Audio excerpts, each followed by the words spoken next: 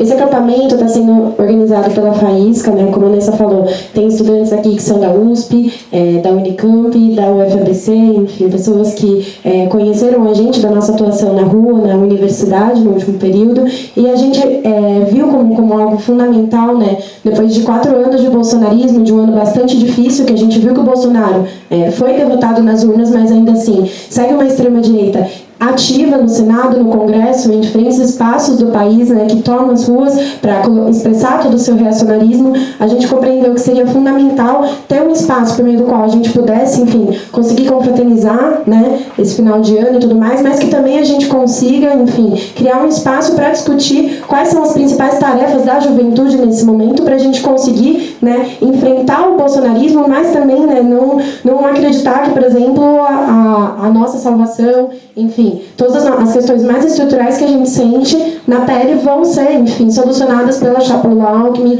com todas as alianças com a direita, enfim. Então, acho que essa mesa da Nessa, na verdade, cumpre um papel crucial para a gente conseguir pegar bastante, se apoiar bastante em tudo que o marxismo traz, em todo o arsenal que tem, na verdade, isso é uma pequena parcela de tudo que a gente quer construir, né, visando realmente resgatar esses fios de continuidade e pensar na nossa atuação política hoje. Então, assim, acho que foi uma mesa bem importante. A Nessa, ela é coordenadora da Iskra, ela também, acho que, não sei se você chegou a se apresentar no começo, mas ela é coordenadora da Iskra, enfim, ali atrás tem uma mesinha que vocês podem conferir, falar com o João, falar com a Nessa, falar com o Exxon também, enfim, com companheiros que estão à frente. Tem outras edições para além dessa que eu indico muito que vocês tenham contato. Enfim, esse livro, a Nessa foi parte de editar e no outro ela conseguiu colocar com tantos detalhes pra gente, tanta riqueza nessa mesa. Então, eu queria primeiro fazer esse convite para que vocês conheçam as edições Iskra, para que vocês também coloquem suas dúvidas. Enfim, o acampamento ele vai até amanhã. Para além disso, a gente vai ter a nossa plenária, que, como eu tinha colocado, acho que cumpre esse papel realmente da gente conseguir aprofundar essas discussões de quais têm que ser as perspectivas para a juventude hoje, uma perspectiva de luta e mobilização aliada à classe trabalhadora. Depois vai ter um sarauzão, aí vocês podem falar com a Tássia, com o André, para quem quiser apresentar, porque é fundamental, na verdade, que a gente tenha um espaço de arte e cultura da juventude, né, nesse momento que a gente está vivendo. E amanhã a gente vai contar com mais uma mesa, enfim, mais espaços de confraternização amanhã, para depois ter um encerramento nosso. Primeiro, eu queria saudar aqui esse acampamento, saudar essa juventude, muitas revolucionárias, revolucionários. Poder falar para todo mundo sobre Marx e Engels realmente é um privilégio. Saudar aqui o espaço, saudar os campineiros que pegaram o Covid, infelizmente não puderam estar aqui participando desse espaço. Enfim, a gente vai começar, esse é o primeiro espaço que a gente vai discutir um pouco da origem da filosofia, do socialismo científico, o que depois se aprimora e a gente vai chamar do materialismo histórico dialético. É um pouco das primeiras discussões ali que Marx e Engels fazem, o que depois vai se consolidando, né? E a gente vai discutir também um pouco do princípio das lutas de tendências que estavam colocadas ali no seio da vanguarda proletária, naquele momento ali da transição entre Liga dos Justos para a Liga dos Comunistas, o que depois vai se solidificar melhor, né, no Manifesto Comunista, a série de lutas de tendências que se deram ali. Então a gente vai começar um pouco começando a discutir isso, que são os temas das conferências 3 e 4, dessa biografia, que eu não sei se todos os camaradas conseguiram ler. Eu imagino que teve vários camaradas que, por conta do final de semestre, acúmulo de coisas assim, não conseguiram. Então eu vou tentar fazer uma exposição que, enfim, coloque um pouco um panorama assim para quem não leu. Mas mesmo para quem não leu, acho que, enfim, vale a leitura. São as duas conferências, 3 e 4, acho que são o ponto alto do livro, assim, mas de conjunto a leitura vale de todo mundo, que é realmente muito apaixonante. Todo esse tema que a gente vai entrar aqui hoje, ele é o tema mais concentrado na fase do jovem Marx. Então, tem um monte de coisa que vai se desenvolvendo depois do marxismo, que a gente não consegue entrar aqui necessariamente. Inclusive, essa obra, ela não pega um ponto, enfim, talvez diria o mais importante, o mais central, o mais histórico da contribuição do Marx, que foi o Capital.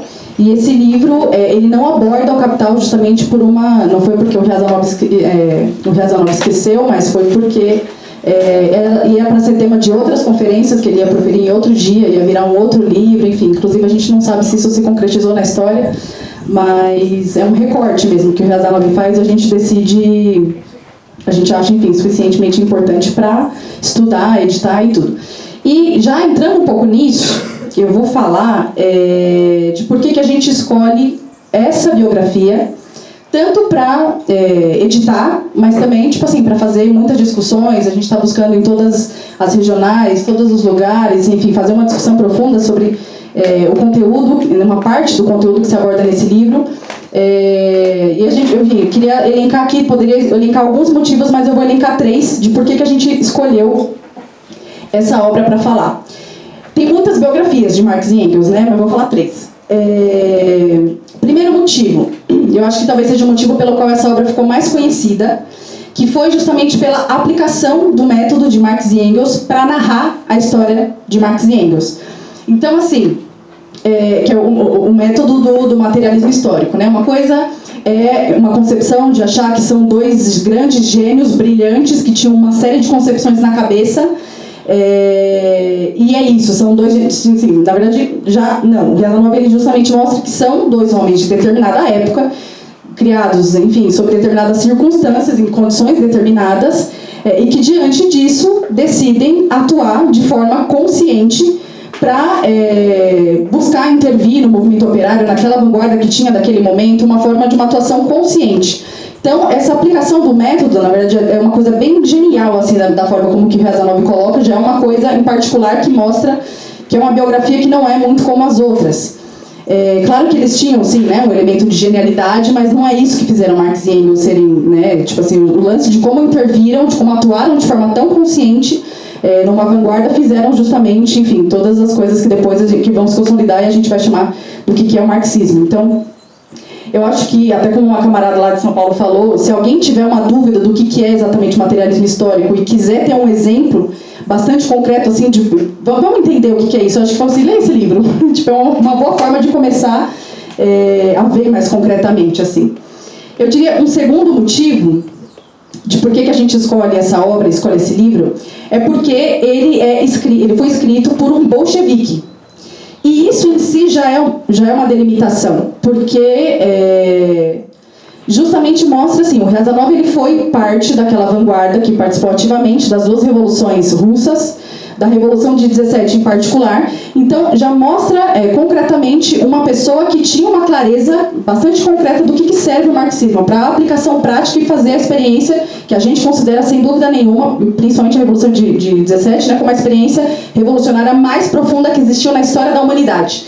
Então, esse cara vai lá e escreve uma biografia sobre Marx e Engels, então já mostra que ele tem uma apropriação que tem uma importância na história, né? Eu acho que tem um terceiro motivo, e esse é o mais emblemático, assim, que é que ele era um bolchevique, mas ele não era um bolchevique qualquer, né? Não que qualquer bolchevique fosse qualquer bolchevique, mas ele era um bolchevique em particular que ele era, enfim, pela sua história, pelo teu acúmulo de muito estudo, de muito, enfim, ele era conhecido como traça de livros. Esse era o apelido do Riazanov. Não sei se os camaradas que leram o texto que compõe a edição, o texto do Matias, viram isso. Era traça de livros justamente porque ele era um profundo estudioso do marxismo durante muito tempo, e ele passa a ter uma localização do principal propagandista dentro da direção do Partido Bolchevique. Então, assim, já é o cara que é dentro da direção do Partido Bolchevique, o principal propagandista, tipo, que passou pela principal experiência revolucionária da história da humanidade. Então é uma localização realmente particular, assim. A gente poderia, inclusive, assim, como um parênteses, fazer algumas observações sobre alguns limites que teve da concepção, assim, do Riazanov para mostrar, enfim, são limites que, por exemplo, o Riazanov não teve acordo com o modelo de partido do centralismo democrático do Lenin. Ele não teve acordo, inclusive, taticamente, com o momento da Revolução de 17, mas, enfim, eu coloco isso como detalhes mesmo no marco de uma reivindicação que foi justamente o principal propagandista dentro da direção do Partido Bolchevique, que cumpriu um papel de resgatar o marxismo com um rigor teórico, um rigor científico muito, muito importante, e que justamente por isso a gente vai ver depois os elementos da perseguição que ele sofreu. Mas antes, assim, ele já, enfim, já tinha esse papel destacado, essa localização de propagandista destacado, Até que, enfim, pós-revolução, logo da tomada do poder, em 1918, né, um pouco depois, ele já existe, enfim, uma rearticulação ali dentro da direção do Partido Bolchevique para que o Riazanov cumprisse esse papel desde um instituto, que aí em 1921, os camaradas provavelmente já devem ter ouvido, que ele criou o Instituto Marx e Engels como proposta do próprio Lenin. O Lenin propõe para ele dirigir esse instituto que vai tomar conta das obras do Marx e Engels, de muitos dos manuscritos, né, que ficaram parados, inclusive, porque tem no primeiro momento, né, depois que o Marx morre, tem vários manuscritos que ficam, que o próprio Engels toma esse trabalho de editar, né, o volume 2 e o volume 3 do Capital, enfim, alguns dos manuscritos o Engels vai intervir esse trabalho de edição. Depois da morte do Engels, tem alguns anos que muitos dos manuscritos, muitas coisas, enfim, trocas, cartas, ficam paradas, inclusive alguns ali sobre censura, Primeira Guerra Mundial, 1914, fica lá parado. Depois, o Riazanov vai tomar, depois da tomada do poder, ele vai ser o responsável por pegar esses manuscritos, inclusive muitos com aquela letra do Marx, que era uma coisa treta de entender, é bastante conhecido isso. O Riazanov, inclusive, entre várias coisas, ele era filólogo. Então, justamente, enfim, ele pegou esse trabalho dos manuscritos e, nesse trabalho de edição, ele conseguiu deixar essas coisas que viraram, enfim, legado para a humanidade, né? Porque, assim, se a gente hoje, por exemplo, tem o privilégio de ter livros, edições completas, né? Ou edições inteiramente completas, ou fragmentos que fazem a gente conhecer a obra hoje de forma completa, como, por exemplo, a ideologia alemã, os manuscritos econômico-filosóficos, a crítica da filosofia do direito de Hegel, os Grundrisse, se eu não me engano também a tese de doutorado do Marx, do Demócrito Epicuro, tem algumas coisas que o Riazanov vai lá, ele, enfim, termina esse trabalho de edição e permite que a gente, graças ao Riazanov, tenha acesso aí a uma série de manuscritos que algumas dessas obras, inclusive gerações de revolucionários, não tiveram acesso, né, como Lenin, Trotsky, não tiveram acesso à edição completa da ideologia alemã, por exemplo, né? Não que por isso tenham deixado de ter uma compreensão sobre o que era materialismo histórico dialético na prática concreta. Mas, enfim, que bom que hoje a gente pode, né, que bom que teve um Riazanov, que bom que a gente consegue ter acesso a essas obras completas hoje. Então, enfim, esse é esse é o Riazanov, né? Esse é o Riazanov que, apesar desses limites que teve, que eu citei aí alguns, mas o coração justamente dele, com esse rigor científico, com perceber a importância do marxismo, de resgatar o marxismo, de colocar isso ali no conjunto do Partido Bolchevique, depois da tomada do poder do Estado Operário, perceber que era importante manter isso, é justamente uma coisa que vai fazer com que depois ele seja, primeiro, censurado. Então, assim, várias contribuições do Riazanov sofreram interferência direta da burocracia stalinista, como ainda uma burocracia stalinista relativamente jovem em formação, já tinha ali um processo de edição.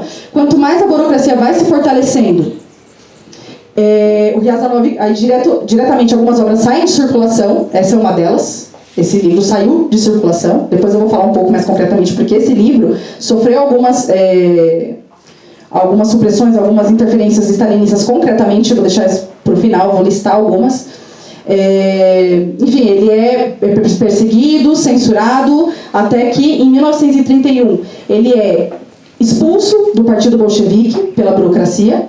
Desse momento da expulsão, inclusive, tem um texto do Trotsky, o caso do camarada Riazanov, que é um texto que compõe essa edição. É bem no momento que o Trotsky foi expulso e o Riazanov foi expulso, e o Trotsky vai lá e escreve um artigo em defesa do Riazanov. É fortíssimo esse texto, é do calor dos acontecimentos, assim, vale a leitura de todo mundo.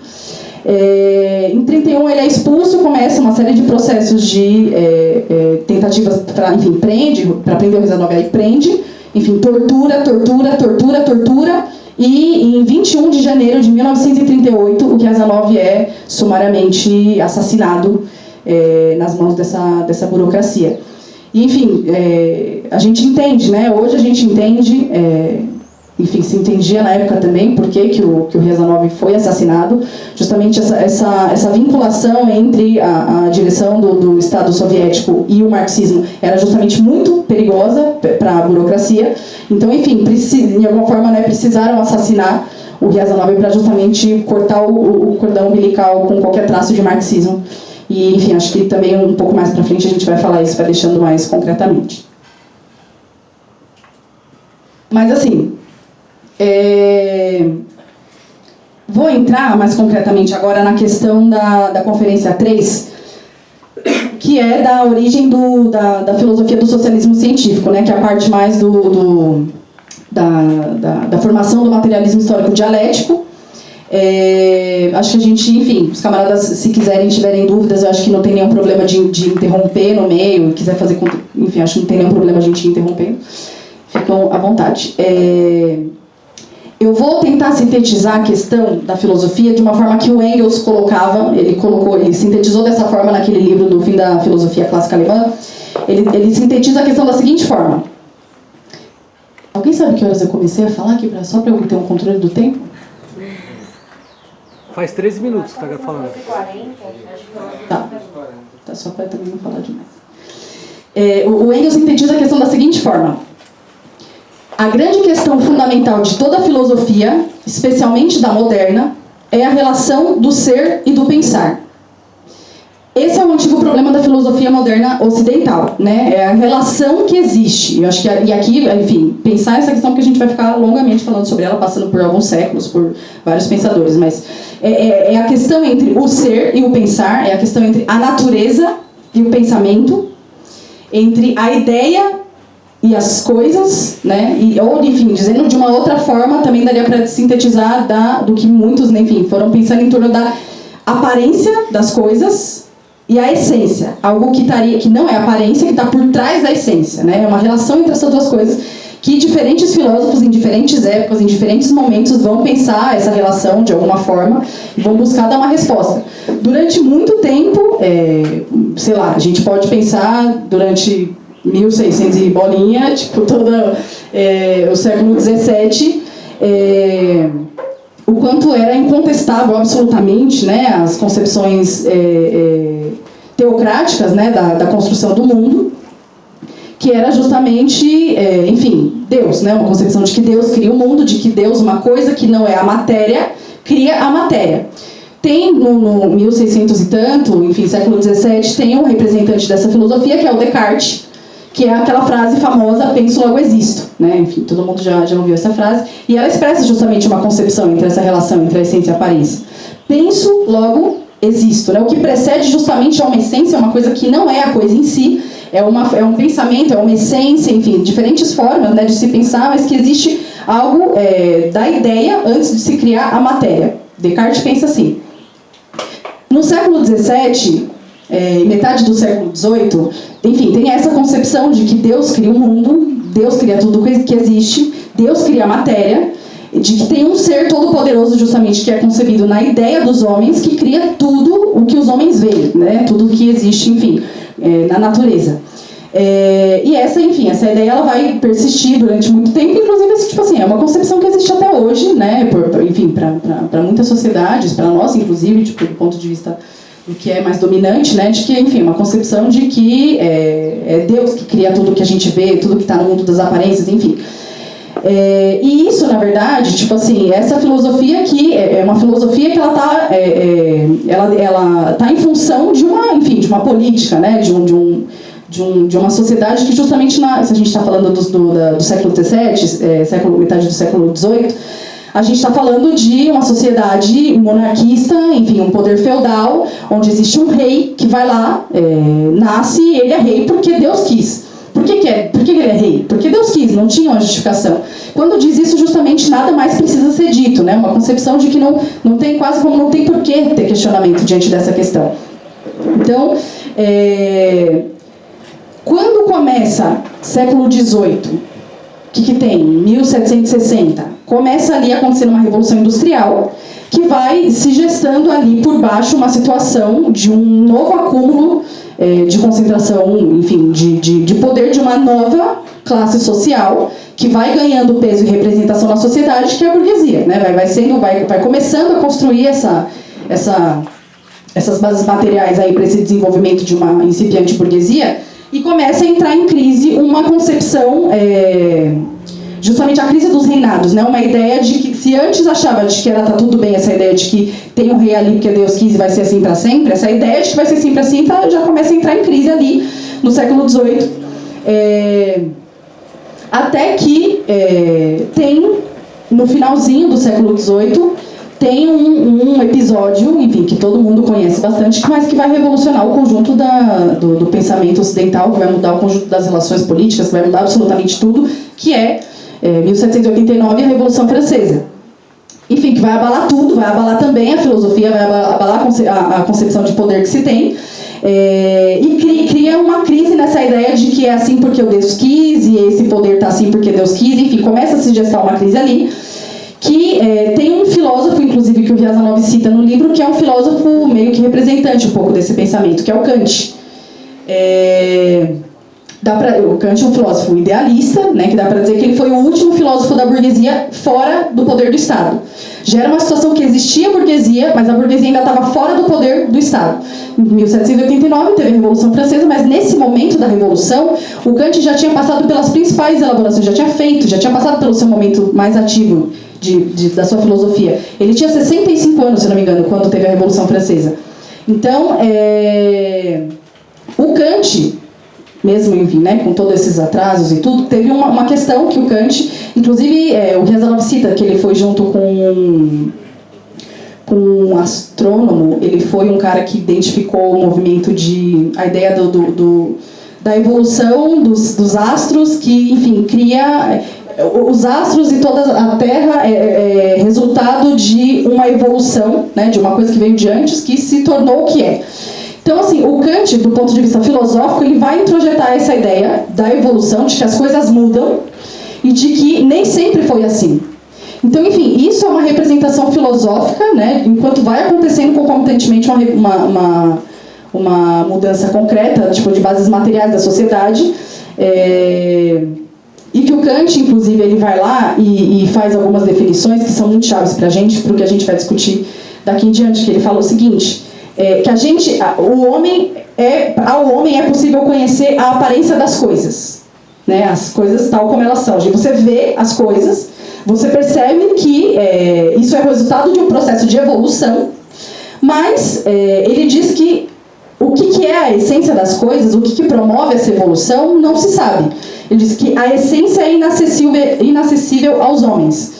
É uma definição bastante categórica de que a gente é possível conhecer, entender, estudar e se debruçar sobre o estudo de todas as coisas que a gente vê, mas justamente aquilo que a gente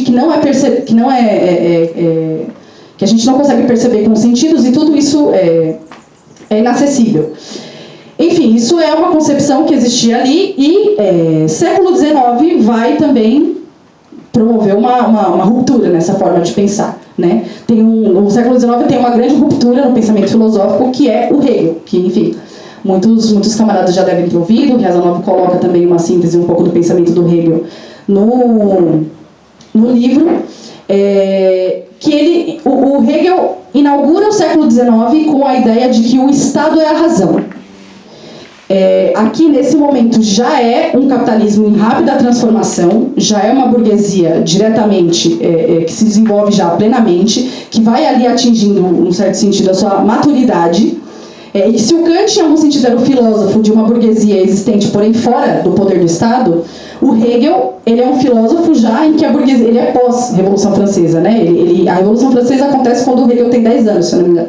Então ele já começa a desenvolver toda a sua reflexão no marco de que existe uma burguesia, uma classe nova que luta pelo poder e que em vários lugares vai conseguir.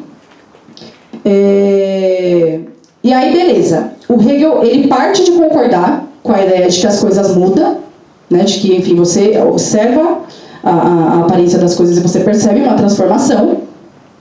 Mas o Hegel vai além de uma forma radical, né? Ele vai muito mais além. Ele vai se fazer uma pergunta e buscar identificar por que as coisas mudam, que era uma coisa que, se antes se contentava com uma ideia de que é porque Deus quis e é porque assim que Deus fez, agora ele vai justamente questionar, não, por que é assim? Por que chegou até aqui? Então isso em si já é uma coisa que faz o Hegel ser afrontoso, né? Tipo assim, ele vai lá e está buscando justamente uma resposta de coisas que todas as sociedades, todo mundo dizia é Deus, e é isso, tá? Não tem mais o que cavucar, e ele vai lá e cavuca. E aí justamente assim, ele, inclusive, vai tentar buscar a verdade das coisas, né? Ele é uma busca pela verdade, o Hegel transforma nesses termos. Vai buscar entender por que as coisas acontecem. E aí ele vai identificar uma força que opera dentro das coisas, intrínseca, presente de forma intrínseca às coisas, que vai fazer com que as coisas se transformem. Então ele identifica, ele percebe que todas as coisas que a gente vê têm uma força em si que nega a coisa em si. Os camaradas que já, enfim, se aventuraram a estudar dialética vão entender o que é isso, que justamente assim, é uma coisa que existe uma força contraditória presente na coisa em si, que transforma a coisa, e transforma muitas vezes ela no seu oposto, né? É um acúmulo de transformação, um acúmulo quantitativo, né, que gera uma mudança qualitativa que faz uma coisa virar outra coisa. Então, essa força da contradição é uma grande questão, né? Justamente entender essa grande questão, essa grande coisa, é um grande abalo em toda a base filosófica da filosofia ocidental moderna. E aí ele vai e instaura a ideia de que em todas as coisas existe um princípio da tese e da antítese, que é o princípio da contradição, o princípio da força contrária em todas as coisas. Que nessa luta entre esse choque, essa contradição, vai gerar uma síntese, que por sua vez vai se configurar numa nova tese, que dentro de si vai ter uma nova força de contradição, uma nova força de negação, que é uma nova antítese, e que desse choque dá uma nova síntese, e isso ininterruptamente. É um movimento ininterrupto, né? É um movimento que não tem fim. Então, justamente, essa concepção ela já é brutalmente revolucionária. É um abalo histórico para a humanidade. Isso é uma coisa que abala toda a filosofia, mas não só toda a ciência, abala absolutamente tudo. Essa força é justamente a força do movimento dialético, né? E imagina assim, se a gente está falando de uma concepção... se a gente fala, enfim, de um mundo teocrático e tudo mais, uma concepção que reina o cristianismo, mas não só, reina o pensamento formal, né? Como você vai chegar... Como explicar para o pensamento formal que aquilo que é, não é? Ou pode não ser? Tipo, tem dentro de si uma força que nega isso que ela é. Então, tipo assim, para o pensamento formal, isso já é uma coisa muito esquisita. Agora, se você pensa do ponto de vista, assim, do que era o cristianismo, em outros termos, dá para dizer que o Hegel está dizendo o quê? Em todas as coisas, existe um princípio da contradição, existe um princípio que nega, um princípio que, em alguns textos, inclusive, o Hegel chama de mal. Se a concepção cristã tinha justamente uma ideia de que em todas as coisas, Deus estava em todas as coisas, em outros termos, o Hegel está dizendo que em todas as coisas tem Deus, mas também tem o demônio, tem o diabo, tem alguma coisa nesse sentido que é o mal, é uma força de contradição, é uma força oposta, é uma força que nega tudo aquilo que é. É justamente muito oposto a todo o pensamento formal e é justamente muito oposto a toda a concepção cristã. Então isso, enfim... choca, evidentemente, mas isso também é um enorme impulso para o desenvolvimento científico. O Hegel justamente vai pensar dessa forma, né, tipo, justamente colocar isso nesses termos, vai abalar muitos pensadores, muita gente, inclusive o próprio Marx, né? A gente vai falar, está falando aqui hoje de um momento em que é o jovem Marx, e inclusive assim, pensar Marx sem pensar essa contribuição do Hegel tá insuficiente. Para entender justamente o método do Marx é preciso entender Hegel. Mas tem uma questão, que o Hegel parte de concordar com Kant de que você olha a aparência das coisas e você percebe que as coisas, a aparência das coisas existem, enfim, o mundo existe, não é só uma coisa da minha cabeça, não é penso logo existo, existe mesmo, é real e está lá. Só que justamente essa força dessa contradição, de acordo, né, para o Hegel, não estava nas coisas em si. Estava numa coisa por trás, estava numa essência. O Kant dizia que a ciência era inacessível ao homem. O Hegel não, ele fala assim, não, é acessível, em certo sentido, porque a gente pode identificar, a gente pode estudar, a gente pode se debruçar sobre essas coisas, mas entender que é se debruçar sobre a essência das coisas. Dizer dessa forma é uma forma de dizer que essa força da contradição, ela está presente na ideia das coisas, e não nas coisas em si. É esse limite, perceber que esse movimento da contradição, esse movimento dialético está presente na essência e não na aparência das coisas, foi o principal elemento contraditório, insuficiente e débil do Hegel.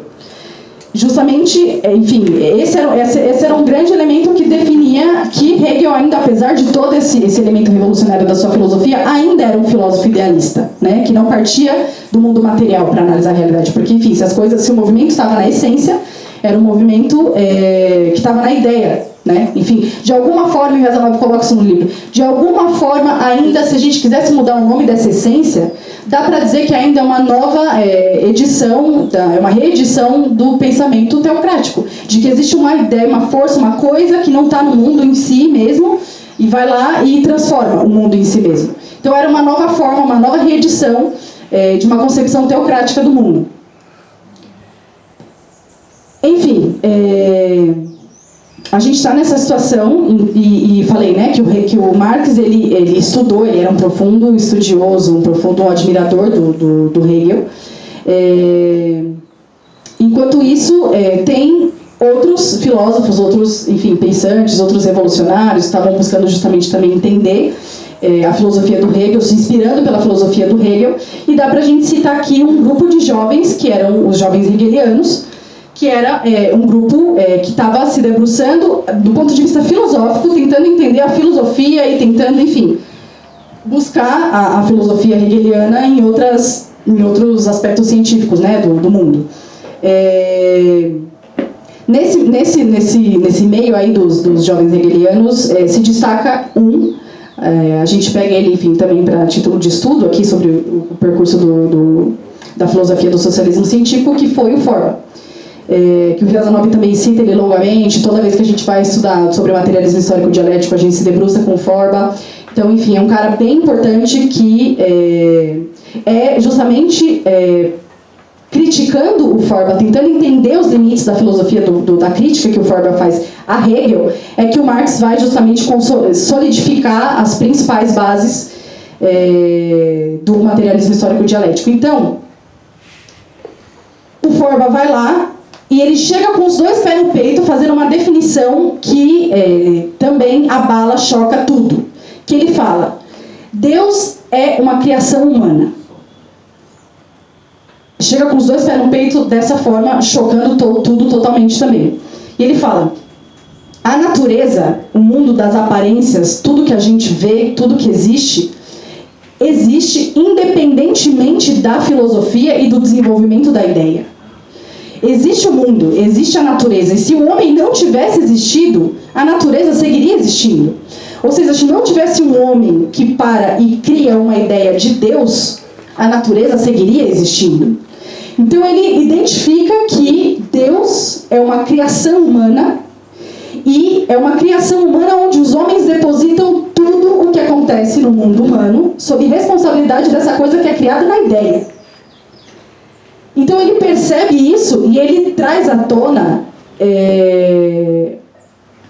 um abalo ao próprio idealismo, né? Não que o Feuerbach seja criador do materialismo, não, mas ele vem e coloca novamente, com todo o peso, a concepção da materialista de criação de mundo. E ele vai lá, enfim, e fala que o mundo é o mundo da matéria e não existe nada além da matéria. Tudo que está para fora do mundo da matéria não faz sentido pensar, não faz sentido discutir. Não faz sentido nenhuma abstração, nenhuma filosofia que esteja por fora do mundo daquilo que a gente vê, o mundo da matéria. E ele diz isso, e ao mesmo tempo que ele diz isso, ele vai lá e pensa: toda aquela concepção hegeliana, toda aquela coisa que ficava justamente tentando entender e refletir, filosofar sobre a essência, a força da contradição, a força da negação, toda aquela coisa que o Hegel falava que existia na ideia, o Feuerbach vai falar: se não existe esse negócio de essência, essa discussão nem existe, nem faz sentido. Então ele descarta todo o elemento revolucionário do Hegel. Ele descarta. Ele traz à tona, traz novamente a questão do materialismo, mas ele justamente, enfim, ele descarta o elemento mais revolucionário do pensamento do Hegel. Então, e ele diz, né, que a natureza é tudo que existe, é todo mundo das aparências, e tudo que está por fora disso não existe. Só que aí, enfim, eu já vou entrando mais concretamente assim nas próprias críticas do Marx, que o Marx vai criticar Feuerbach, mas em grande medida é uma crítica ao Feuerbach e ao mesmo tempo junto uma crítica ao Hegel, que o Feuerbach não conseguiu fazer até o final. Ele trouxe de volta a questão do materialismo, mas ele não fez uma crítica que superasse a filosofia do Hegel. Que aí o Marx chega e começa a fazer umas definições a respeito de como essa questão de que só é real aquilo que existe no mundo das aparências, de que isso é uma definição equivocada, de que não é possível pensar dessa forma. Quer um exemplo disso, de porque não funciona pensar assim? É o exemplo que o Marx vai usar. A gente olha para o céu. Quando a gente acorda, a gente olha para o céu, a gente está aqui parado, o sol ele nasce de um lado, vai passando as horas, o sol vai mudando de lugar, lá para o meio-dia o sol está, enfim, aqui em cima, ao longo das horas vai passando, o sol se move, até a noite o sol se põe para cá, fica tudo escuro e a gente nem se mexeu, e o sol está girando em torno da gente. Essa é a maneira que a gente percebe a realidade a partir de olhar a aparência das coisas, né? A gente olha a aparência, a gente diz que a gente está parado, a Terra está parada e o Sol está se movendo. Então, nesse sentido, a percepção da aparência das coisas, o estudo da aparência das coisas, não diz necessariamente o que é o real. Muitas vezes vai dizer, né? Você basta olhar as coisas para você ver o que é o real, mas nem sempre. O Marx vai dizer que a aparência, ele faz essa definição de que a aparência não encerra o que é o real. E para você entender o que é o real, você não pode descartar a aparência das coisas. Mas tem que saber que ela é uma parte, ela é a expressão fática do real. É uma expressão empírica do real. Isso o homem consegue aprender. Mas justamente isso não encerra o que é o real. E aí o Marx inclusive faz uma outra definição que é: se olhar a aparência das coisas dissesse tudo sobre as coisas, dissesse a realidade, toda a ciência seria desnecessária, porque bastaria olhar a realidade para você justamente entender toda a realidade, né? E não é assim que funciona. Enfim, depois a gente entende que justamente não é a Terra, não é o Sol, a Terra planista, não é o Sol que gira em torno da a Terra que gira em torno do Sol, não é o contrário. Temos uma terraplanista. Não, nem é assim, né? O terraplanismo nem entende assim. Justamente, enfim, se entende justamente cientificamente que isso está equivocado. Então, enfim, o Marx justamente vê que é preciso ir além dessa concepção das coisas e vai. E aí tem uma questão também, né? Essa própria questão, ela carrega consigo vários elementos filosóficos. Esse elemento de que a aparência das coisas, essa expressão empírica das coisas, não é a realidade em si. Isso vai, enfim, carrega consigo uma série de definições. Tem, por exemplo, um texto que eu acho que, enfim, muitos camaradas já devem ter lido, que é aquele texto, o ABC da dialética, que é o texto escrito pelo Trotsky.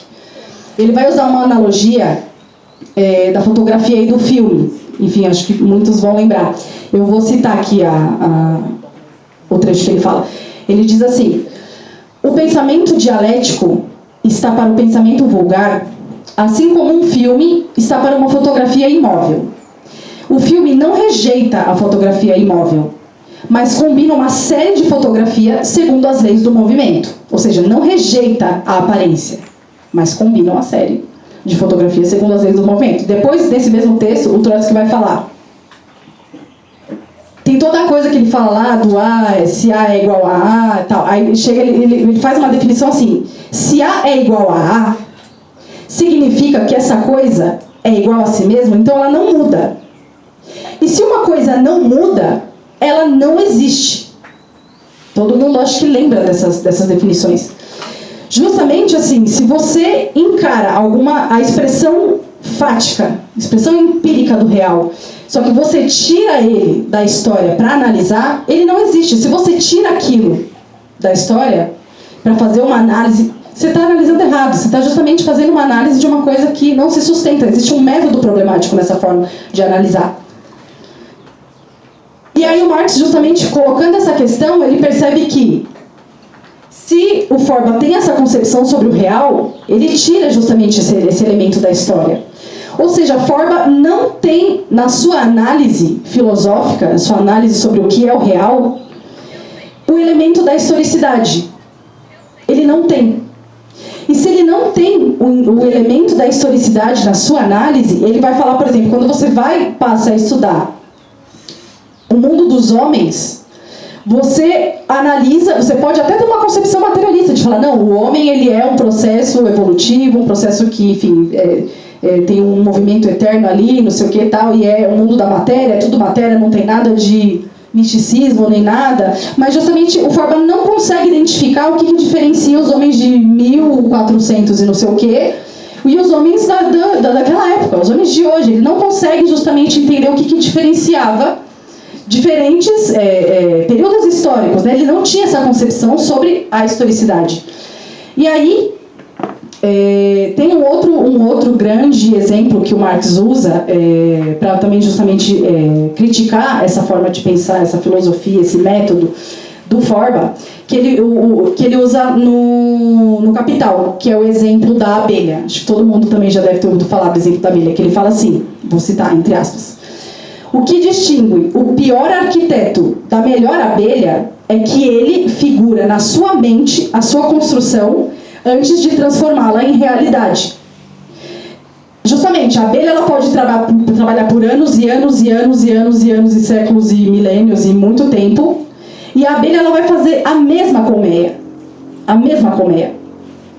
E o homem não. Justamente, o pior arquiteto, ele figura na sua própria mente o que ele vai fazer, e não é que pensou se transforma na realidade, não, isso é uma concepção hegeliana. Mas ele pensa o que ele vai fazer e com a ação consciente ele pode buscar transformar a realidade e transformar uma obra muito melhor do que o que ele fazia, do que a história da humanidade fazia em 1600 e bolinha, do que fazia em 1700, do que fazia em 1800, enfim. E o homem justamente ele concebe, ele pensa e ele executa. Então, isso é uma característica diferente de todos os outros homens, de todos os animais, é uma coisa que difere o homem de hoje do homem de ontem, justamente essa capacidade de ir fazendo e vai aprendendo com a história. Chega um momento que o homem não precisa ficar reinventando a roda o tempo inteiro, ele já sabe como faz a roda. Uma vez que ele já sabe como faz a roda, ele já faz o motor. Uma vez que ele já sabe o que é motor, ele faz o motor para andar na terra. Depois que ele entende a lógica, ele usa para outra coisa, para andar na água. E assim vai, ele justamente não parte sempre do zero, aprendendo as mesmas coisas e aplicando os mesmos conceitos, ele justamente vai avançando historicamente com essas concepções, com esse aprendizado. Então, enfim, para além do elemento da historicidade, o Marx vai lá e coloca o elemento da ação consciente, que isso, enfim, também já é uma grande questão, né? Ele mostra que não basta só perceber que o mundo que é o mundo da materialidade que atua sobre o homem, é também preciso perceber que o homem atua sobre a materialidade, né? De que ele é um elemento de ação consciente, não é só que o homem pensa, e isso diferencia o homem dos outros homens e dos outros animais e só. Ele pensa e ele projeta o seu futuro, ele cria o seu futuro, ele tem as condições de criar o seu futuro, coisa que a abelha não tem, coisa que o cachorro não tem, coisa que os mamíferos não têm, de criar o seu próprio futuro. Enfim, nesse sentido, se ele pode criar o seu próprio futuro, ele pode criar diferentes futuros, né? Ele pode criar diferentes histórias, ele pode fazer a sua própria história. E isso é já uma concepção absolutamente revolucionária, que, enfim, abala a filosofia, abala a política, abala a ciência, abala absolutamente tudo, essa forma de pensar. Que enfim, justamente são as bases aí, né? Já o esqueleto ali do materialismo histórico dialético. E aí, diante de tudo isso, Isso é parte das refutações do Marx ao Feuerbach, certo? E aí ele vai lá, enfim, e refuta, mas ele fala, termina assim, né? Ele termina uma crítica à filosofia do Feuerbach dizendo, ele sintetiza na tese 11. Qual que é a tese 11? Os filósofos se deteram a analisar, cabe a gente transformar. Exato, os filósofos apenas têm interpretado o mundo de diferentes maneiras, a questão, porém, é transformá-lo. Dessa forma, o Marx vai introduzir o elemento da ação consciente naquele homem passivo, né? Naquela forma passiva de enxergar o homem e a natureza que o Feuerbach identificava.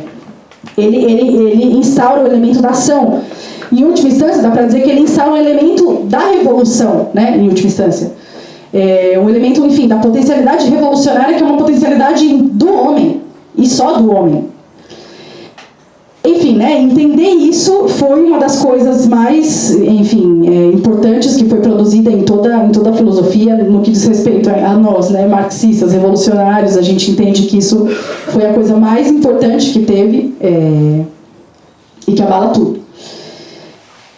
E assim, tudo isso que a gente está falando, tudo são concepções que está se gestando, que está desenvolvendo, que estão criticando, que está acontecendo no jovem Marx. Tudo isso, o Marx tinha de 44 a 46, ele tinha de 26 a 28 anos. Tipo assim, mais novo que eu. Muito, muito jovem. Enfim, todas essas concepções, enfim, né, do jovem Marx. E aí, entendendo isso, um pouco antes até, tipo assim, justamente antes de terminar de concluir essa forma de pensar, em 45 ele já está ali entrando num trabalho de organização da classe. Porque justamente ele fala assim, beleza, vocês estão aí filosofando, maravilhoso, tal, várias coisas, critica, refuta, contribui, aprimora, pensa uma nova filosofia revolucionária, mas você olha ao seu redor e você vê guerras, você vê miséria, você vê fome, você vê pestes por todo canto, você vê de tudo. E você vê, inclusive, o surgimento de uma nova classe que está fazendo revolução em alguns lugares, só que justamente uma revolução que não deixa que não abala o conjunto efetivamente da sociedade, né? Justamente é uma classe que não está promovendo, que ainda está deixando, tipo assim, muita gente passando fome, que ainda está deixando muita miséria. É só uma burguesia revolucionária, não é justamente, tipo assim, isso não está sendo realmente, do ponto de vista da humanidade, não está sendo emancipador. Então, não basta só ficar analisando essas coisas todas, é preciso intervir para transformar. E aí ele vai para o trabalho de organização, enquanto pensa essas questões, inclusive, mas vai partir mesmo para o trabalho de organização de 45 para 46, que aí, enfim, a gente já começa a transitar um pouco mais ali para a Conferência 4, que é o momento em que o Marx começa junto com Engels, a intervir no que era chamada da Liga dos Justos, fazendo uma luta ativa para transformar no que depois, né, é a Liga dos Comunistas, e de uma série de discussões, uma série de debates, uma série de críticas, uma série de, lutas políticas e lutas de tendências que vai dar base para criar o Manifesto Comunista, né? Sobre isso, tem uma forma de colocar, de apresentar a questão, inclusive assim, porque o Riazanov coloca no livro, né, de que tem poucos relatos na historiografia que contam um pouco sobre a história da construção da Liga dos Comunistas, justamente porque ele fala do bagulho de que eram muitas trocas, muitas coisas a partir da sociedade de correspondência, né? E isso que, colocado nesse nome, inclusive, de alguma forma enganou até os historiadores, né? Porque, enfim, buscaram poucos os registros, acabou se perdendo, porque justamente não entenderam que era ali na sociedade de correspondência que tinha essas discussões teóricas e políticas. Mas, então, muita coisa se perde. Mas o Riazanov, no capítulo 4, na quarta conferência, ele vai pegar um relato do Engels, de como que expõe a questão dessa construção da Liga dos Comunistas, que ele vai refutar. Mas qual que é o relato que o Engels faz? Prestemos atenção. Ele coloca assim, o Engels fala assim, na verdade, não é entre aspas, né? O Riazanov está fazendo está colocando nos termos próprios do próprio Riazanov como que o Engels colocava a questão. Era uma vez 2 filósofos e políticos alemães, Marx e Engels, que haviam sido forçados a deixar a Alemanha. Eles viveram na França, estiveram na Bélgica e escreveram sábias obras que atraíram a atenção dos intelectuais e que, em seguida, caíram nas mãos dos operários. Então, um belo dia, os operários se direcionaram a esses 2 sábios que, sentados tranquilamente em seu gabinete, apartados da ação prática vulgar, e como convém aos guardiões da ciência, esperaram orgulhosamente em seus lugares que os operários viessem encontrar-lhes. A desejada hora chegou. Os operários se apresentam e convidam Marx e Engels a se unirem a eles. Marx e Engels declaram que só entrariam quando aceitassem seu programa. Os operários consentiram, organizaram a Liga dos Comunistas e encarregaram Marx e Engels de escrever um manifesto comunista. E aí o Riazanov vai lá e questiona o próprio relato autobiográfico que o Engels faz, né, autobiográfico de si mesmo. Ele questiona essa forma que o Engels coloca. Ele fala, o Riazanov, agora com as palavras do Riazanov falando dele mesmo. Devemos submeter a um exame crítico as palavras de Engels, como de todo historiador, especialmente porque ele compôs o seu esboço quase 40 anos após os eventos que ele descreve. Durante tal espaço de tempo, é fácil esquecer alguma coisa, sobretudo se escrevemos em condições e em um estado de espírito completamente diferentes. Vocês já viram alguém fazendo isso? Tipo assim, alguém vai lá e faz um relato autobiográfico, aí você fala assim, vem cá, não, você não é assim, é sobre sua vida mesmo, mas você está errado. Deixa eu fazer melhor. E assim, justamente essa audácia do Riazanov, a petulância desse Riazanov, é justamente uma coisa assim que só um bolchevique poderia fazer. Acho que assim, ninguém mais poderia ter essa audácia de fazer um negócio desse.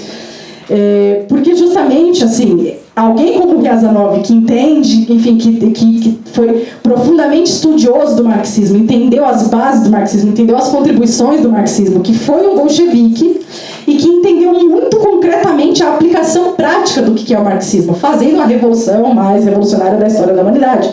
Então esse cara tem culhão para fazer essa refutação desse próprio relato autobiográfico do Engels. E aí ele fala que não foi assim, e vou dizer para vocês como é que foi. E aí ele vai lá e começa a fazer o relato de como é que foi a construção da Liga dos Comunistas.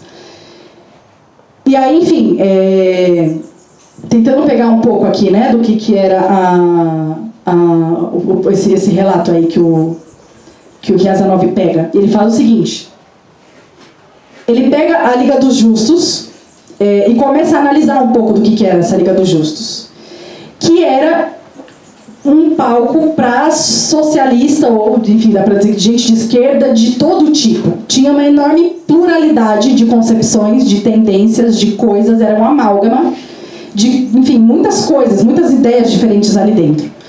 O Riazanov vai citar algumas, né, das principais. Ele mostra que queria ser parte de uma mesma organização, desde socialistas cristãos até os socialistas utópicos, né? Ele cita lá o Saint-Simon, ele cita Fourier, ele vai falar também do Blanqui, ele fala do Bakunin, que é, né, o que a gente vai saber lá, o pai do anarquismo, depois, né, vai consolidar isso. Tem os cartistas ingleses, enfim, lutadores, né, contra as mazelas da Revolução Industrial, enfim, né, em defesa dos operários industriais. Tem ali dentro muita influência do Proudhon, que o Proudhon, enfim, muitas coisas, né, mas entre várias coisas, defendia que o proletariado poderia ter propriedade, então não enxergava a propriedade em si mesma como uma coisa problemática, mas determinadas propriedades, né, tipo assim, defendia o limite que ela tinha, por que o proletário não podia ser proprietário também, os camponeses também, enfim. Ali dentro tinha de absolutamente tudo. E, inclusive, o Riazanov vai dar um destaque ali para o Weitlin, né, que era uma das figuras mais reconhecidas pelos operários, e que ele vai falar que o Weitlin era, assim, também, né, como o próprio Proudhon, no primeiro momento, era meio anarquista, meio socialista. ou um socialista utópico, enfim, mas que acreditava na conquista do socialismo a partir da violência. Era uma concepção, inclusive, que o Weitling tinha ali um pouco, flertava também junto ali com o Blanqui, enfim. Mas uma concepção de que, primeiro, assim, partia de dar zero importância para a propaganda, porque justamente se ele acreditava que os elementos mais miseráveis da sociedade tinham em si uma potencialidade revolucionária, não precisava de teoria de propaganda, de construção de partido, não precisava de estratégia, não precisava justamente de nada desse trabalho de construção de partido revolucionário, porque esse setor mais pobre da sociedade tem em si mesmo o elemento de ser capaz de revolucionar, enfim, de fazer tudo. Ele falava que os pobres estavam sempre dispostos à revolução. E defendia, inclusive, né, diante disso, ele defendia que era preciso explorar o sentimento religioso do homem, para assim, explorando esse sentimento religioso do homem, você ia desenvolver uma solidariedade entre os homens, entre os miseráveis, entre os desfavorecidos, e assim, gerando essa sensibilidade de solidariedade, você cria uma coisa que está mais perto do comunismo. Era uma concepção do Weitling. Que, na verdade, enfim, tem várias coisas daí que confluem um pouco, né? Vai se tocando ali com Proudhon, vai se tocar também um pouco com Bakunin, vai se tocar um pouco também com Blanqui, enfim. É um período ali que está colocado muitas e muitas diferentes divergências políticas, e nesse período, justamente para criar a Liga dos Comunistas, muita luta política. E é luta política acalorada, é muita política, luta de tendência fervorosa. Debates violentos, rupturas, enfim, tudo isso é muito fortemente destacado pelo Riazanov. Os camaradas que leram a Conferência 4 vai ver isso, briga. Muita discussão política. E aí, dessas discussões políticas, construindo a Liga dos Comunistas, né, já é uma delimitação. Difere que aqui não é anarquista, não é socialista de sei lá qualquer coisa, não é comunista. Então essa diferenciação é uma ruptura, né, com o Weitling, com o Blanqui, enfim, com muitos desses que eu citei, porque justamente, enfim, se delimita, é preciso construir uma organização sólida comunista, e comunista com fins comunistas, e mais para frente vai se desenvolvendo nisso, esse processo de construção dessa Liga dos Comunistas, justamente é uma depuração. Né? É por isso que a gente, inclusive, quis destacar aqui nessa mesa o elemento não só do materialismo histórico dialético, mas o elemento da luta de tendências. Porque, assim, a gente está falando da construção da Liga dos Comunistas, a gente ainda nem se consolidou exatamente ali para o Manifesto Comunista, que ainda tem mais. Dentro da Liga dos Comunistas tem mais divergências, até que se constrói, até que chega o momento de elaborar aquilo no manifesto, né, escrever o manifesto. Na escrita do manifesto tem mais divergência, tem mais luta política, tem mais coisa que não querem pôr, o Marx vai lá e põe, e o Engels também, enfim, já é ainda maior o processo de síntese que se chega, né, de depuração que se chega com o Manifesto Comunista, mas justamente a gente está falando tudo isso para falar uma ideia central, uma ideia-chave, que é: quem entende a construção do marxismo como a união de todo mundo que é de esquerda, e ponto, não entendeu nada. Justamente para colocar aqui, quem entendeu um marxismo como um esforço para unir a esquerda, para unir aqueles que pensam mais ou menos igual, que tudo que é oposto a isso é serviço da direita, é serviço da burguesia, porque o que corresponde aos de esquerda é juntar todo mundo que é de esquerda e pensa mais ou menos, enfim, quem pensa assim justamente não entendeu nada e não tem nada a ver com a história e a tradição do que aquilo que se consolida mais para frente como que é o marxismo. É essa a ideia-chave que a gente tem que pegar dessa quarta conferência, e na verdade eu acho que é o ponto alto desse livro. Por Porque, justamente assim, não é que são unidades, acordos que são feitos para se formar uma organização, apesar das diferenças. Não, das diferenças, não. Justamente são as diferenças que mostram que não dá para formar uma organização com todo mundo. Que é preciso ter uma organização com delimitação de classe, em primeiro lugar, mas de conteúdo estratégico, diferente. Beleza, podemos ser todo mundo proletários, mas que tenhamos uma concepção anarquista? Aqui não. Numa organização revolucionária comunista, não. Não pode ser assim. Então, enfim, dessa forma, é que ele vai, enfim, para isso, né, para se chegar nisso, é preciso superar Proudhon, é preciso superar Blanqui, é preciso superar Bakunin, é preciso superar o Weitling, é preciso superar aquele monte de concepção diferente. Não é o proletariado o setor mais revolucionário da sociedade, inclusive já está aí uma concepção muito contundente do Marx de que não, o setor revolucionário dessa sociedade se mostrou nas revoluções francesa e inglesa que aquela burguesia revolucionária não foi capaz de emancipar o conjunto da sociedade. Então tem setores sociais fazendo revolução por aí, mas é uma revolução absolutamente insuficiente, não é nada emancipatória, do ponto de vista do que é a humanidade, isso aqui não é nada do potencial do que a humanidade pode de fato fazer. Então ele já vai lá e tem essa concepção de qual que é o elemento revolucionário da sociedade. Depois, a gente está falando do jovem Marx ainda, depois com o desenvolvimento, né, do que é o papel, as contribuições, enfim, da atuação prática e dos estudos também, enfim, de Marx e Engels, eles vão chegar, principalmente Marx vai chegar numa definição cada vez mais profundamente científica do papel revolucionário do proletariado, né? Quando ele entende o papel da mais-valia, ele fala, pronto, acabou, assim, você já tinha certeza, agora não tem mais conversa, assim, né? É o proletariado. Mas justamente ali já está uma concepção de que não é proletariado, não é nada, não é burguesia, então não tem esse negócio de... Não, enfim, já é uma depuração com todas essas concepções e de que, enfim, tem que construir uma organização revolucionária. Enfim, o marxismo ele é fruto disso, né? A gente está falando dessas primeiras concepções... Só que, enfim, muitas coisas depois também vão se desenvolvendo. Eu falei do próprio processo do Manifesto Comunista, mas se a gente pensa também a construção da primeira internacional, também, enfim, a gente vai vendo da segunda internacional, depois da terceira internacional, depois da quarta. A gente vai vendo que justamente é um processo de depuração e de afinar justamente o que é os elementos centrais, os elementos estratégicos para a transformação da sociedade. Para tirando justamente tudo aquilo que não tem nada a ver com o marxismo. Esse era um trabalho que eles estavam fazendo ali naquele momento, não era querendo criar o marxismo, porque justamente eles estavam criando isso, né? Não era chamado marxismo ainda naquele momento, hoje a gente chama, mas é dessa tradição que a gente se inspira, dessa tradição que a gente bebe, é dessa tradição que a gente quer retomar.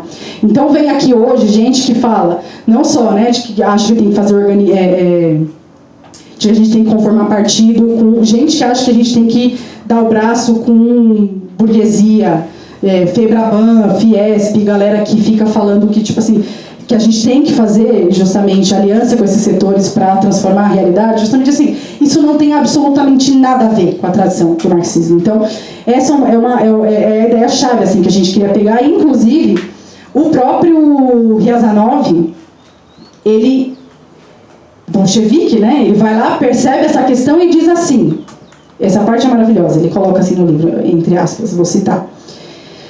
As divergências de concepção de Marx e Engels com Weitling eram quase as mesmas que aquelas que se manifestaram entre os revolucionários russos 40 anos mais tarde. Mais pra frente ele vai falar. O grande trabalho de preparação de Marx parece muito aquele dos primeiros social-democratas russos 50 anos depois, quando se esforçaram para unir as organizações existentes. Aí um pouquinho mais pra frente também ele vai falar. Quando lemos as suas cartas, acreditamos nos termos transportado de volta ao meio russo de alguns anos atrás. Quem leu O que Fazer do Lenin, não só, né, mas esse livro eu acho que ele ilustra bem, assim, sabe totalmente do que o Riazanov está falando aqui. Vai lembrar daquelas enormes disputas à morte que tinha entre as diferentes tendências, né, ali na social-democracia russa, para se criar um partido revolucionário. Que só assim seria possível, né, com um partido revolucionário, com delimitação de classe, com delimitação estratégica, que seria possível ter uma condução do processo que a gente considera o processo mais revolucionário da história da humanidade, que é a Revolução Russa de 17.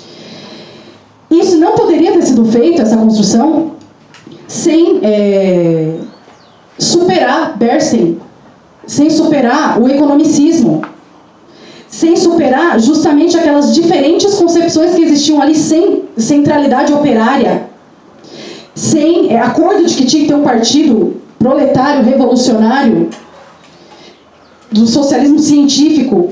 Não tinha como.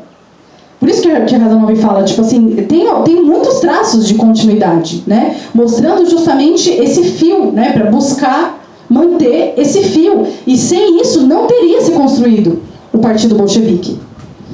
Isso é muito forte. Isso é uma ideia que a gente tem que, enfim, é isso que a gente está querendo fazer, é isso que a gente tem que entender quando a gente coloca a importância e a centralidade da luta de tendências. É esse o elemento central que a gente tem que dar atenção. Enfim, isso, né? Isso está sendo ressaltado mais uma vez pelo bolchevique. O cara que passou justamente por essas experiências é o cara que era... enfim, o principal propagandista dessa direção, desse partido bolchevique. Então, enfim, é um pouco disso, assim, também acho que já estou falando demais, mas para terminar, para encerrando, eu queria pegar alguns exemplos, porque eu coloquei, né, no começo da fala, de que esse livro ele foi alterado, não sei se todos os camaradas que viram, ele folhearam, olharam o artigo do Caio Rosa, camarada nosso de Brasília. Ele escreveu um artigo que compõe essa edição, que é sobre uma edição da International Publishers, que é uma edição de 1927, que ele escreve que justamente quando a gente, né, nesse processo de elaboração desse livro, que foi colocado aí nos escombros da história, né, da censura stalinista, é um livro que foi editado.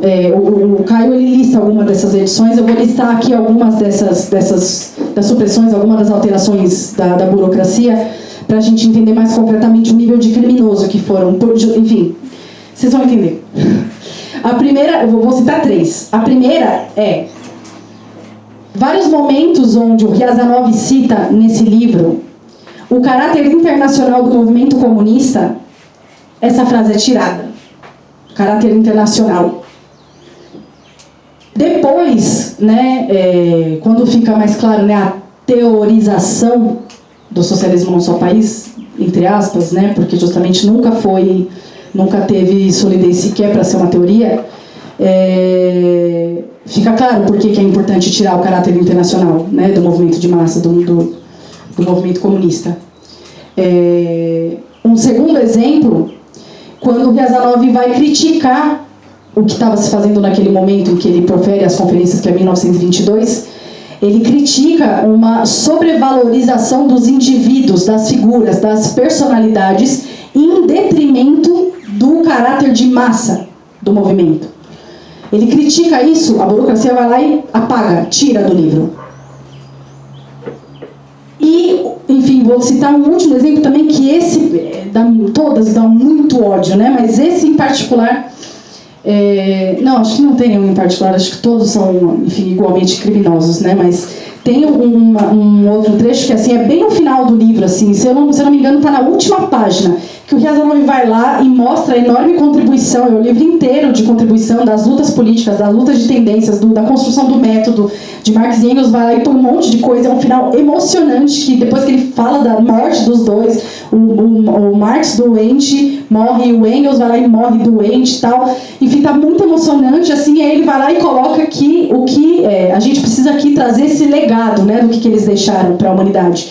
E ele coloca, eles deixaram legados que foi o método da investigação científica e as regras da estratégia e da tática revolucionárias. E eles vão lá e apagam a questão das regras da estratégia e da tática revolucionárias e deixa só a questão do método.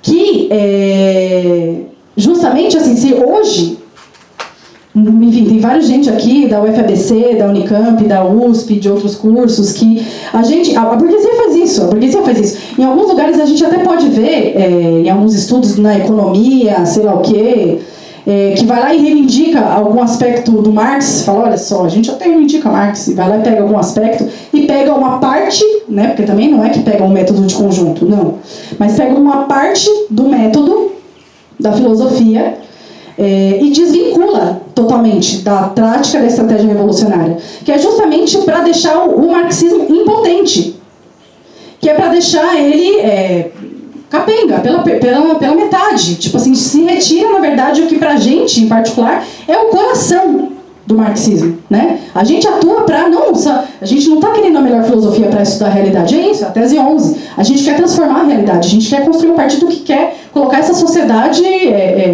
abaixo, a gente quer construir uma coisa totalmente nova, e os caras justamente tiram isso. E tirando isso, justamente mostra, enfim, mais uma vez, mais uma expressão, mais um exemplo da história, o quanto o stalinismo não tem absolutamente nada a ver com o marxismo, né? Por que é importante retalhar o marxismo? Por que é importante apagar da história, tirar da história? Esse livro, ele foi isso, ele ficou muito tempo, durante todo o período do poder da burocracia stalinista, ele ficou nos escombros da censura. Inclusive, um parênteses assim, sobre essa edição, quando voltou da censura, voltou corrigido, sem identificar que foi censurado. A Iskra foi a primeira edição que identifica essas supressões. Não sabemos, porque a gente não achou, né, na historiografia, a gente não achou se teve outros setores, enfim, que alguém, outra edição, que identificou que existiam por aí edições circuladas. A gente identificou é sabido na história de que era um livro censurado inteiro, né? Ele foi retirado de circulação. Agora, de que ele tinha elementos, e quais elementos foram destacados, retirados da burocracia, isso não sabemos se sabia disso. Talvez seja um elemento, inclusive, de uma descoberta nova. Mas justamente fica claro pra gente o quanto não tem nada a ver, né, o stalinismo com o marxismo. E tá aqui hoje, a gente, exato 100 anos. Essas conferências foram proferidas em 1922. O livro a primeira edição foi de 23, então estamos quase lá. Faz exatamente 100 anos que essas conferências foram proferidas, né?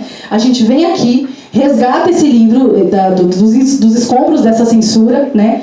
Buscando inclusive aí uma publicação que seja o mais fiel possível, fazendo jus a esse rigor científico, teórico, ao marxismo que tinha o Riazanov, justamente, enfim, mostrando nessas contribuições que Marx e Engels, parte das contribuições que eu falei aqui nem tá aqui nem aborda a questão do capital, né? Pegando parte das principais contribuições para buscar aqui construir, né, e ser um fio de continuidade dessa tradição de Marx e Engels, dessas lutas de tendência, desse método que não serve só para analisar, né?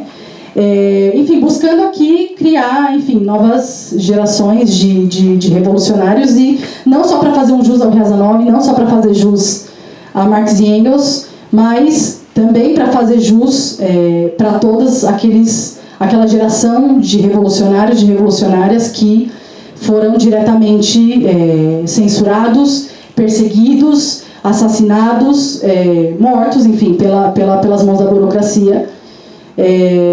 Enfim, mostrando que justamente o lugar onde a gente tem que colocar o papel, o lugar onde corresponde, né, justamente a gente colocar essa burocracia na lata de lixo da história.